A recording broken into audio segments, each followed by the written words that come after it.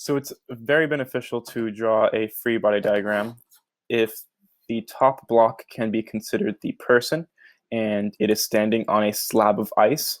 We can say, and this is being submerged in some water, we can say that there's a buoyant force going up, and then there's a force of gravity of the ice, and then force of gravity of the person. So here we need to use simply the sigma f. So sigma Fy equals 0, rather equals ma, but 0. Here we're not moving up or down, and we're trying to find the minimum volume of this ice block such that the woman can stand on the ice block and not sink. So here we're going to say that the force of gravity of the ice plus the force of gravity of the person minus the buoyant force needs to equal 0. So we can rewrite this as the buoyant force equals the force of gravity of the ice plus the force of gravity of the person. The force of gravity of the ice, we only know the, of course, the density of ice and the volume, and we're trying to find the volume of the ice. So the density of the ice, we can say rather the mass of the ice is equaling to the density of the ice times the volume of the ice. So here it would be, we would have equals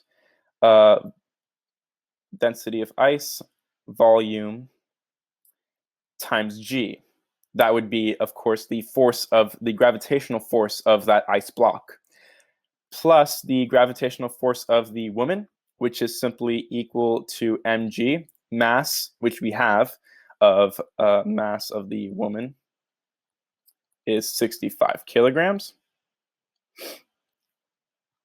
And then mass times gravity, or rather the acceleration due to gravity.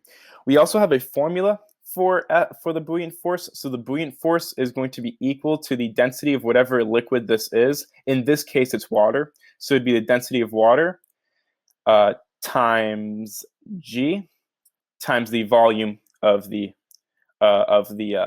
water. Here, v here and the volume of the ice is equal because the volume that the ice is occupying is the same volume as water is being displaced. So here, v for the volume for the buoyant force and the volume for the force of gravity of the ice are going to be the same value.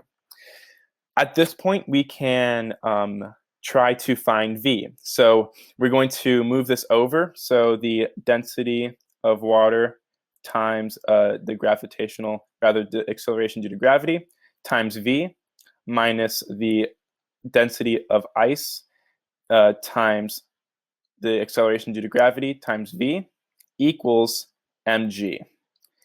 The g's can cancel out, and we finally have that the volume is simply equal to the mass divided by the difference between the density of the water and the density of the ice. Here, we simply need to plug in for our constants, 65.0 kilograms. And then the density of water is going to be 1,000. We can write it up here. The density of water equals 1,000 kilograms per cubic meter.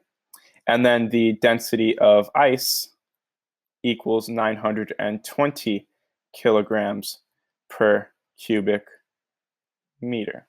So here it would be 1,000 rather minus 920.